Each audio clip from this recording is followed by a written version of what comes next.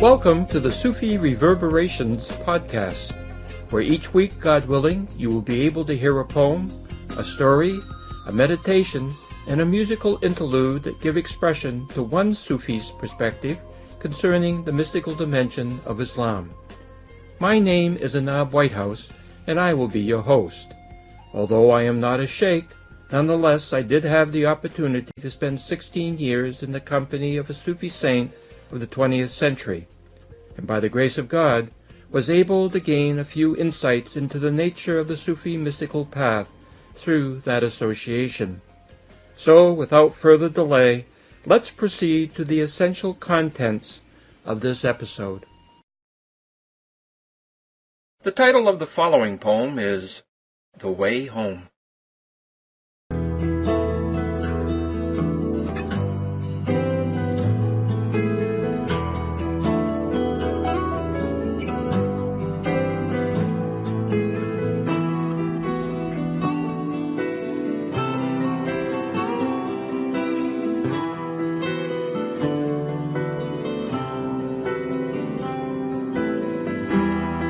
Choice is a space with many rooms, yet with just two ways to go. A maze into which we are born with limited time to know how to proceed. Our life is torn between lower and higher entreaties that caress our heart, callings to which we aspire, potentials that set us apart, and journeys that twist and turn among fates that mark boundaries within which we move and learn, like lowly oars in dark foundries, so fragile, easy to break.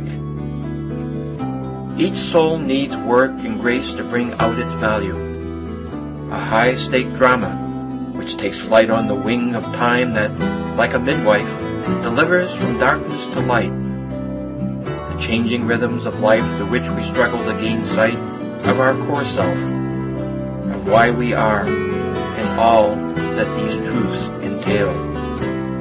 Take warning.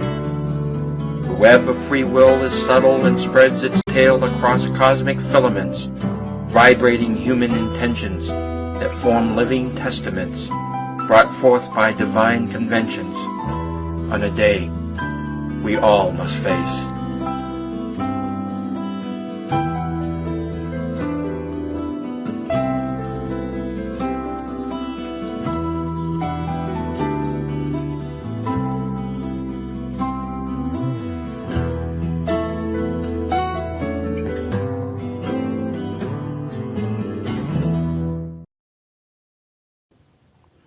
The title of this week's story is Point-Counterpoint. A friend of God was in seclusion, remembering his friend, when all of a sudden a bright light filled the room. A deep voice said, "O servant of God, your years of devotion are being rewarded. From this time onward, you have been relieved of all responsibilities for praying, fasting, or remembering God. So pleased is divinity with you. Your every action and thought are being proclaimed as modes of worship, and those activities shall replace henceforth all your works of austerity. This is the ease which has been promised after difficulty. Such acceptance is the goal to which you have been dedicated in this world, and heaven, for which you have struggled so hard in the present life, will be granted to you in the next life, in recognition of your good deeds." The friend of God replied, "I have not striven for heaven in this life. Rather, I have sought God and God alone. Moreover, seeking acceptance by God is presumptuous, whereas being engaged in service to divinity and having hope in God's mercy and compassion is more suitable. Whatever my spiritual station may be, this has been achieved by the grace of God, through prayer, fasting, and remembrance of God. So why should I abandon the ship which God has provided to me for sailing the ocean of being?" As soon as God's friend said these words, the light vanished and Satan appeared in his actual form. Smiling, he responded, "Truly you are a master of the mystical way. Your spiritual knowledge has saved you. I have misled so many seekers away from the right path through that little stunt you just witnessed. It's amazing how a few lights with a little razzle-dazzle thrown in can destroy years of hard work." The mystic remarked, "My knowledge has not saved me from you. Only God can save me. What comes to us from divinity is better than what goes to divinity from us." As the friend of God uttered these words, tears came to Satan's eyes. In between sobs, he managed to say, "If only I had met someone of your spiritual stature thousands of years ago, I believe my life would have gone in a much better direction, and I would now be a lover of God as you are." "Love of God has never been your problem," retorted the mystic. "Obedience to God has been your weakness." "Well, that's not entirely true," countered Satan.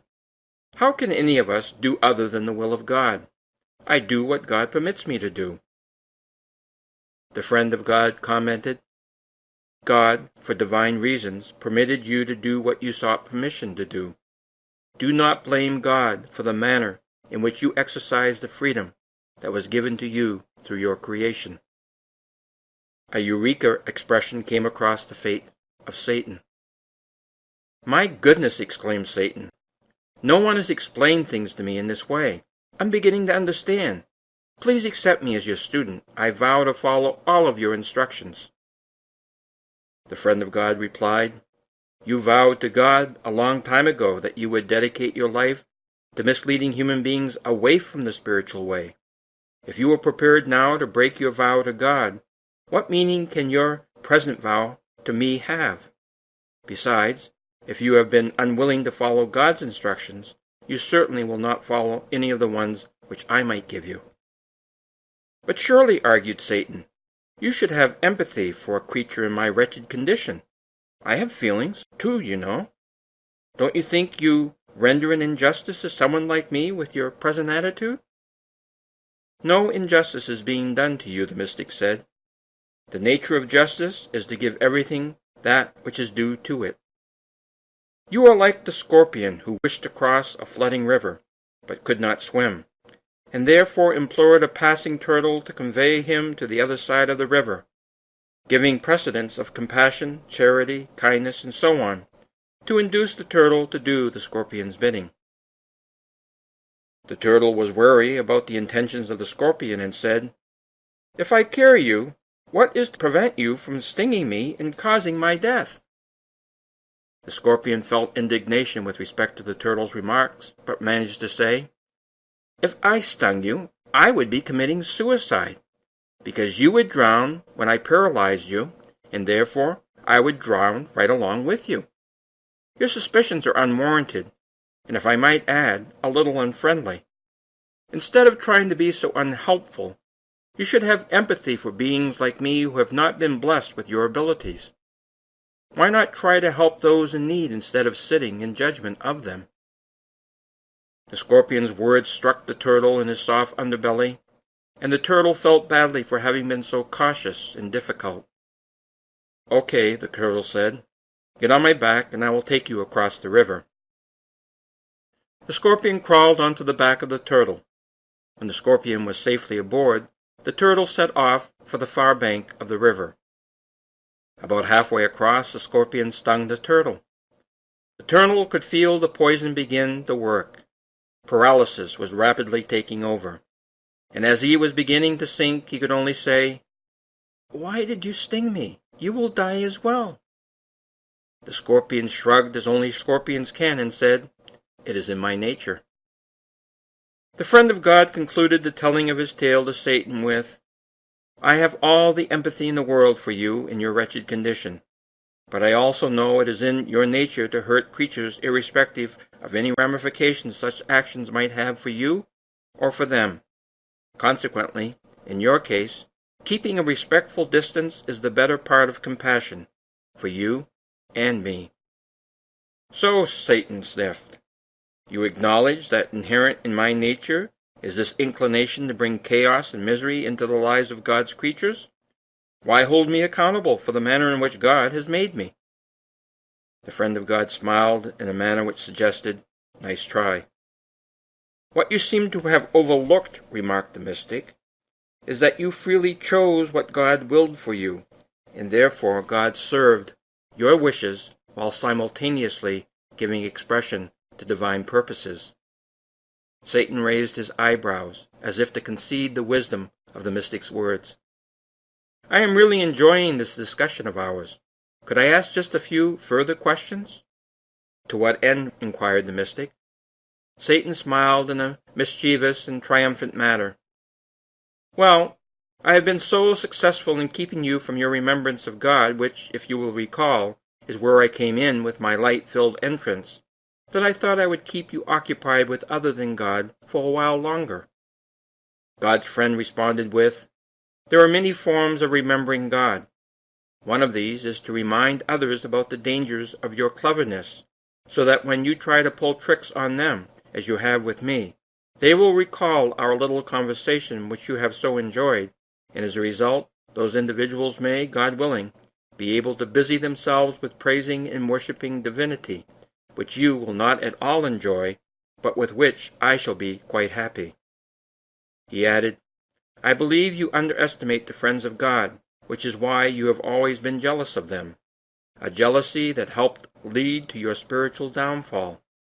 There is a mystery emanating from the friends of God that you may have sensed, but which you have never come close to understanding or appreciating." The mystic studied Satan briefly, as if gauging him in some way, and then proceeded further. "God is reported to have said, 'I and humankind were together, and loving one another until I showed humans the world, and 9/10 of them left me out of their love for the world.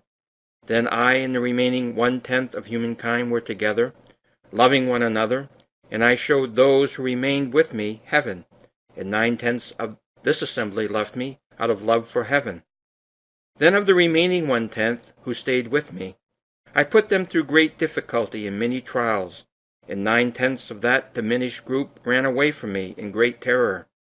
And of the 1/10 who remained, I promised to heap such tribulations upon them as creation has never before witnessed. And they said, 'As long as it is from you, O Lord.' Tell me now, Satan, do you really think that this latter assembly of people, the ones whom God placed in such peril and yet who would not turn away from divinity, that these sorts of individuals would do anything but laugh at your ignorance and foolishness, even as they do justice to you and give you your due by following divine instructions to treat you as an avowed enemy of anyone who is seeking closeness to God?" When he heard these words, Satan shrieked and disappeared, but not really.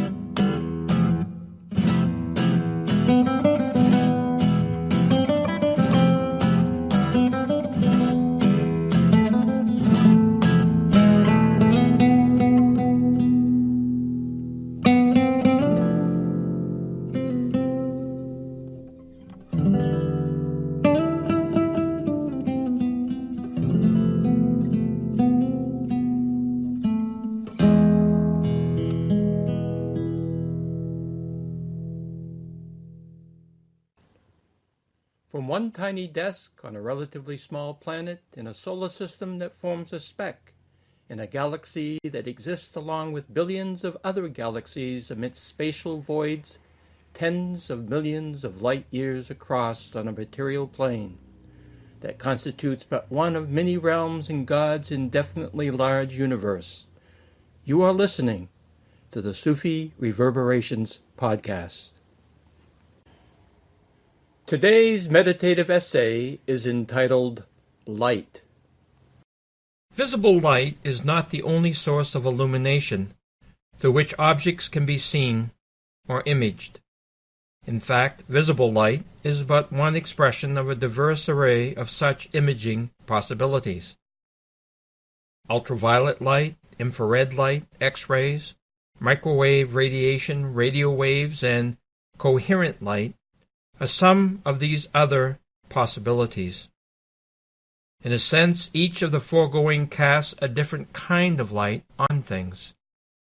Consequently, each of these expressions of illumination has properties that enable us to see images of one sort or another. Prior to the last 150 years or so, nobody suspected the treasures of visibility inherent in electromagnetic radiation. Sunlight, moonlight, starlight, lightning, and firelight of one sort or another were, for the most part, the sources of illumination known to human beings. If someone had come along much before the mid-19th century and spoken of forms of illumination other than the known ones, this person likely would have been ridiculed and dismissed by almost everyone, including many if not all of the people of science. Then, as now, what people see is, in large part, limited by what their minds permit them to see. Of course, implicit in the last sentence is the fact we don't just see by means of external sources of illumination. We see by means of internal illumination as well. We see with the mind's eye, we see by the light of reason, we see through the light of creative imagination. We see through the light of experience and in the light of history. Moreover, all of these internal kinds of imaging are bathed in the illumination of consciousness, light within light, reflecting off itself like a hall of mirrors. Just what the nature of the light is which makes any of these internal kinds of imaging possible is not understood. When push comes to shove, we really don't know even how physical light is propagated, and we know even less about the character of these other internal forms of illumination. Moreover, these internal lights tend to give very inconsistent and sometimes contradictory results. Whether such problematic outcomes are due to quote-unquote equipment failure, improper use of the illumination process, or something else is not always clear. We make use of these internal forms of light. However, from one moment to the next, we often do not know if we can trust the character of such illumination. There often is an uneasy alliance between need or desire and cautionary discretion. Given the difficulties surrounding the eternal lights with which most of us are somewhat experientially familiar, for example, reason, logic, to talk about other kinds of internal illumination seems foolish. We might be prepared to talk within certain limits about the light of faith, but even here there is tremendous controversy over what, if anything, the light of faith illumines. Some people say one sees what one wants to see through the light of faith. Others say all one sees through the light of faith is oneself in a mood of hoping. Still others say the light of faith is nothing more than the glow of conviction passing itself off as a searchlight of truth. According to Sufi masters, within us there are many kinds of light. In fact, the varieties of internal light are such to render the varied properties of electromagnetic radiation pale by comparison. Sufi masters speak of the lights of gnosis and of certainty. They speak of the lights of witnessing and of love. They speak of the lights of the dominion of God's names and attributes that shine within us, and through us. Sufi masters indicate the divine light, which comes when the false self vanishes, is beyond description. Yet there is another kind of light, also ineffable, that comes when the true self is realized and one sees by the light of God. All of these different kinds of spiritual illumination are expressions of the light of faith, just as the different modalities of physical imaging mentioned earlier, in other words, X-rays, ultraviolet light, and so on, are inherent in electromagnetic radiation. However, different forms of the light of faith are generated through different spiritual instruments or centers within us, just as different physical processes are required to serve as sources of various forms of electromagnetic radiation. For example, certain modes of the light of faith come from the heart.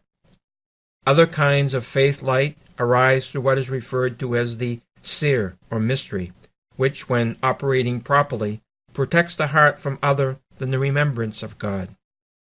The Spirit produces light that is different from but related to the light of the heart and the seer. In addition, the kafi, that is, the hidden, and the akfa, the most hidden, are spiritual potentials within human beings which, under appropriate conditions, can give expression to still other kinds of spiritual light. Through these various modalities of illumination, realms of creation and beyond can be assessed, if God wishes, according to one's capacity to do so. The realms of Nasut, or earth, Malakut, the soul of things, Jabrut, angels, and Lahut, fixed forms, become visible through the illumination provided by the aforementioned array of spiritual light. The goal of the Sufi path is not to activate, so to speak, these different modes of illumination as ends in themselves. All of this has value because it helps us to work our way towards realizing our full capacity to know, cherish, love, worship, and serve God.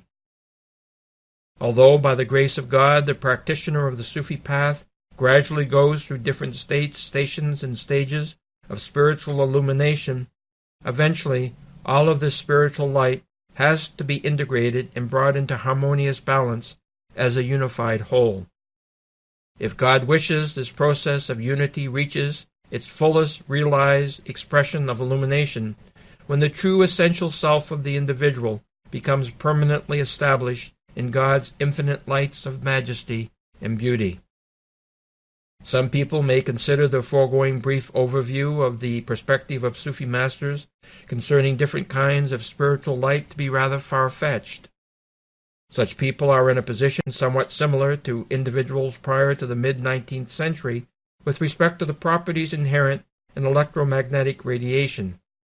More specifically, individuals in both instances are ignorant of the possibilities contained in certain dimensions of reality.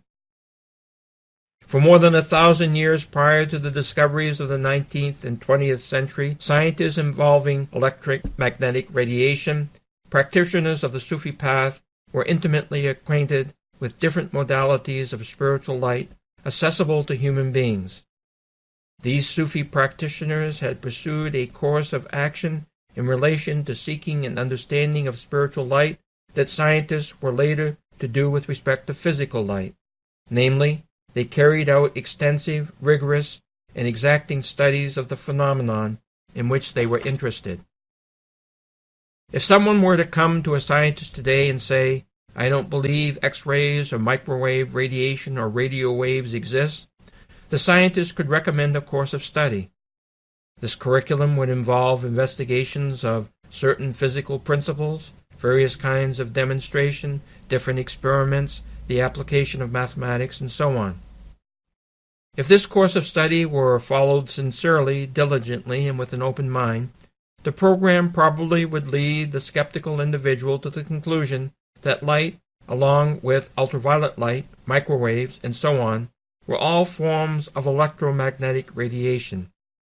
In addition, after completing the course of study, the individual might understand how these forms of electromagnetic radiation were capable, each in its own way, of illuminating different aspects of physical reality. On the other hand, if the skeptical individual did not follow the prescribed curriculum but nonetheless continued to disbelieve in the existence of various forms of electromagnetic radiation, one could hardly blame the scientist for the failings of the individual. Indeed, the protestations of the skeptical individual who refused to take the steps necessary to dispel the skepticism would seem somewhat ludicrous. Similarly, if someone comes to a Sufi master and says, "I don't believe in the existence of these modalities of spiritual illumination or light about which you speak," this person also could be given a course of study to follow in order to gain concrete evidence of the existence of different modalities of spiritual light. Once again, however, if the skeptical individual does not follow the prescribed program of study, such a person is hardly in a position to feel justified in rejecting the perspective of the Sufi master concerning spiritual light and illumination. If one wants to see light, one has to take the trouble both to find out how the light may be seen, as well as to implement whatever steps are required. If one doesn't turn on the light switch, one cannot conclude there is no light. You have been listening to the Sufi Reverberations podcast. I hope you will join me next week for a new episode of this program. May peace be your companion.